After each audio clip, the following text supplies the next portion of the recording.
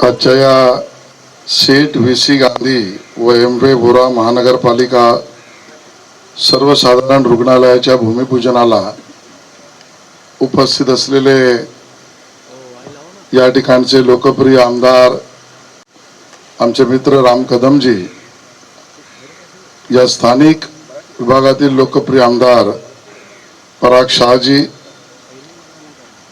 भारतीय जनता पक्षाचे जिल्हाध्यक्ष दीपक दळवी, महानगरपालिकेचे उपायुक्त Sharad Ughade, Mehul Painter, doctor Billale, doctor Bharati madam, मंचावर उपस्थित माजी नगरसेवक भालचंद्र शिरसाट, प्रवीण छेडा, ऋतू तावडे, बिंदू त्रिवेदी, भावेश भानुशाली, रवी पुंज, चंद्रकांत माळकर, अश्विन व्यास, लिहून देणाऱ्यांनी एवढीच लिहून दिली, पुढची मी काढली आहेत म्हणजे त्यांनी लक्षात ठेवावं कोणी विसरलं ते. विनायक कामत, फाल्गुनी दवे, सूर्यकांत गवळी, अश्विनी मते आणि उपस्थित सर्व. आज एक अतिशय महत्वाचा कार्यक्रम आहे आणि याच्या भूमिपूजनाला आपण सगळे एकत्रित आलो आहोत. 1000 बेडचं हॉस्पिटल इथे होणार आहे. 1000 बेडचं. रामभाऊ, तुम्ही सांगत होतात यासाठी केलेले प्रयत्नांची मालिका तुम्ही सांगितली. या राजावाडी हॉस्पिटलमध्ये सामान्य कुटुंबातील लोक येतात, ज्यांना 5 स्टार खाजगी हॉस्पिटल परवडत नाही, किंबहुना तिथे कधी कधी ज्या गोष्टींची ट्रीटमेंट मिळत नाही ती सुद्धा आमच्या महानगरपालिकेच्या हॉस्पिटलमध्ये मिळत असते. महानगरपालिकेची आमची इस्पितळं ही कामात पण एक नंबर आहेत, कर्तव्यामध्ये पण एक नंबर आहेत आणि कर्तृत्वामध्ये सुद्धा एक नंबर आहेत. आणि म्हणून काम केलं पाहिजे, सामान्यांचा विचार केला पाहिजे, पण यासाठी खूप परिश्रम लागतात. भूखंड रिकामा करणं, त्याच्यावर योजना करणं, त्याचं नियोजन करणं, त्याचा आराखडा करणं, त्याचा निधी उभारणं, त्याच्या मंजुरी देणं, मग बांधकामाच्या मंजुरी देणं, बांधकामाच्या परवानग्यामध्ये केंद्र असो, राज्य असो, उंची असो, पर्यावरण असो, याच्या परवानग्या घेणं, ही सगळी प्रक्रिया आहे. आणि मी यासाठी सांगतोय कारण ही जी मंडळी आहेत ना, ही सगळी आमची मंडळी त्या प्रक्रियेमध्ये काम करणारी आहेत, त्यासाठी प्रचंड प्रयत्न करणारी आहेत. आणि मग लोकांचं दुःख हे माझं दुःख आहे, लोकांच्या डोळ्यातले अश्रू हे मला वेदना देणारे आहेत. ही भावना ज्यावेळेला निर्माण होते त्याच वेळेला अशा गोष्टी निर्माण होतात ज्याच्यासाठी आपण भूमिपूजनाला एकत्रित आलेलो आहोत. रामभाऊ, तुम्ही म्हणालात या पुढे सुद्धा कॅशलेस करायचंय आणि मग सांगितलं की तुम्ही पराक्षा धनवान आहेत, तुम्ही दयावान आहात, पण मला कमी करू नका. मी चारित्र्यवान पण आहे, क्षमतावान पण आहे आणि कर्तृत्ववान पण आहे. आणि त्यामुळे चांगलंच काम होईल.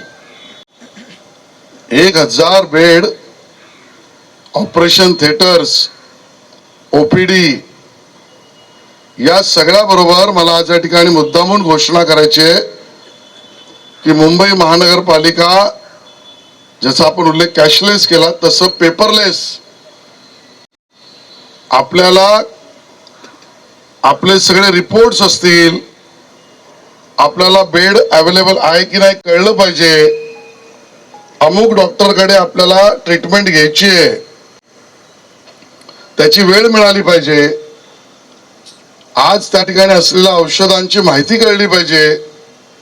यासाठी मी माहिती तंत्रज्ञान विभागाचा मंत्री पण आहे आणि माझा आग्रह असतो की माहिती तंत्रज्ञानाचा उपयोग, टेक्नॉलॉजीचा उपयोग केलाच पाहिजे.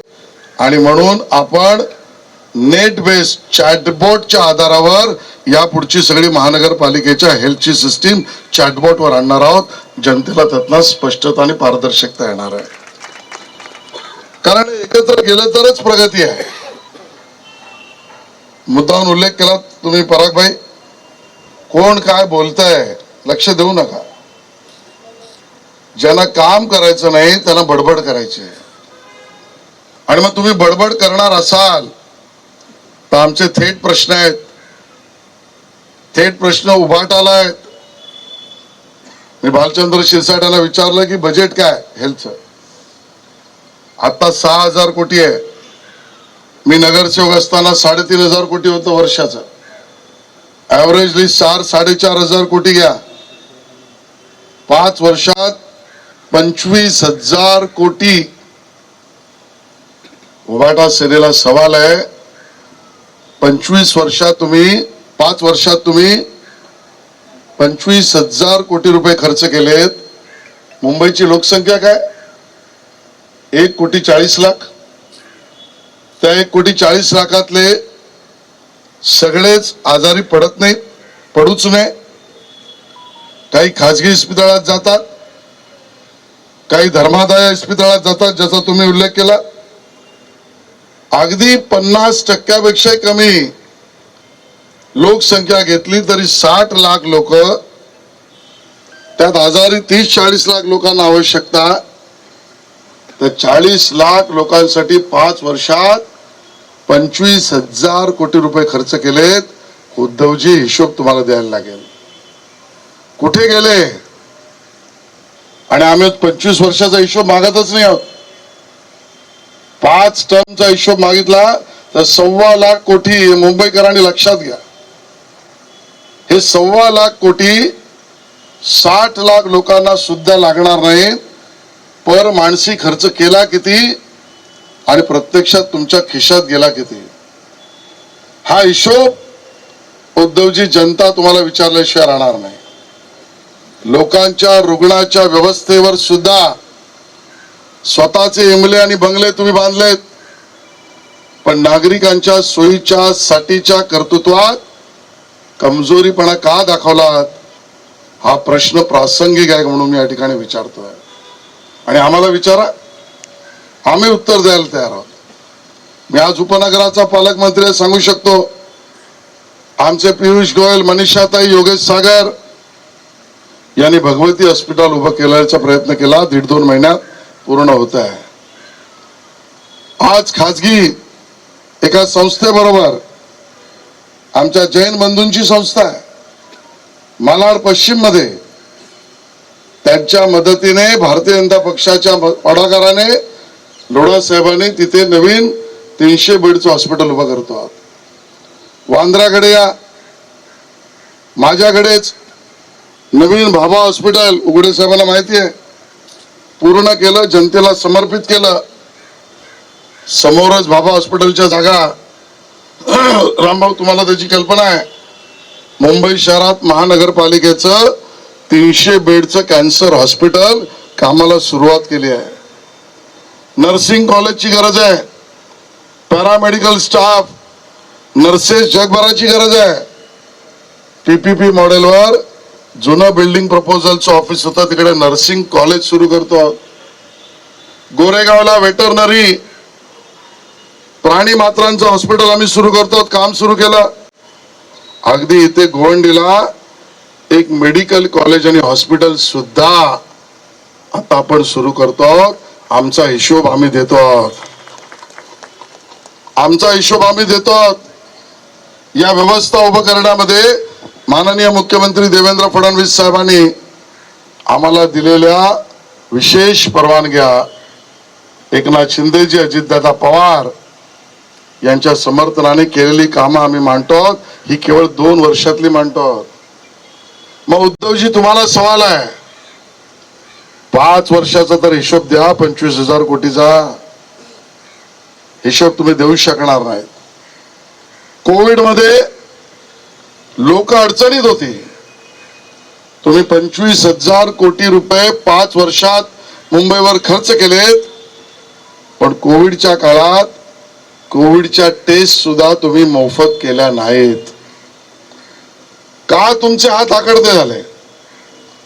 त्या कोविडच्या टेस्ट सुद्धा तुम्ही करायला मोफत केला नाहीत. लस तर मोदीजींनीच दिली आणि मोदीजींची लस महापालिकेच्या अधिकाऱ्यांनी मेहनत केली, जनतेपर्यंत मोफत आम्ही पोहोचवली. आणि म्हणून मुंबईकरांशी तुमचं प्रेम उद्धवजी पुतना मावशीचं प्रेम आहे. या निवडणुका समोर आल्यात म्हणून आम्ही बोलतो असं नाही, ह्या केलेल्या गोष्टी मांडतो. आज इथे राजावाडीमध्ये पश्चिम उपनगरामध्ये खरं तर तुम्ही गाजुनिक हॉस्पिटल करताय, काल तुम्ही सांगितलं कुठलं पार्क साइड विक्रोलीला एक कॅन्सर हॉस्पिटल. हिशोब देतोच आम्ही, आमचा हिशोब आम्ही देऊ, तुमचा हिशोब जनता मागे. आज या ठिकाणी एक उत्कृष्ट कार्य होत आहे, त्यामध्ये सगळ्यांचा हातभार लागतोय. अधिकाऱ्यांचे प्रयत्न कौतुकास्पद आहेत. तंत्रज्ञानाचा वापर होणार आहे. मला मुद्दाहून एक उल्लेख करायचा राहिला. रामभाऊ, तुम्हाला माहित नसेल, आपल्याकडे सिव्हिअर आपण ज्याला म्हणतो इन्फेक्टेड किंवा injury, severe injury of cord, यामध्ये मनुष्याची जेव्हा नस पूर्ण सिव्हिअरली डॅमेज होते, त्याला शब्द बरोबर नसेल, व्हेजिटेबल होतो, तो उठू शकत नाही, बसू शकत नाही, तो वळू शकत नाही, महिन्यान महिने त्याला बेडवर राहायला लागतं. घरात राहिला तर बेडसूर होईल. आणि प्रायव्हेट हॉस्पिटल महिन्यान महिने वर्षानुवर्ष बेड देऊ शकत नाही. खाजगी रेट परवडणारा नाही. आज आपण प्रयत्न करून पालकमंत्री म्हणून मुंबई शहरात पहिल्यांदा या SIC सिव्हिअर इंटेन्सिव्ह क्वाड मध्ये जे रुग्ण आहेत त्यांच्या 40 बेडची व्यवस्था बांद्रात आपण निर्माण करतो आहोत. हे का सांगतो आम्ही? आमची टिमकी मिरवायला नाही, ही मुंबईकरांशी आमची नाळ आहे. मुंबईकरांच्या सेवेशी असलेली आमची नाळ आहे.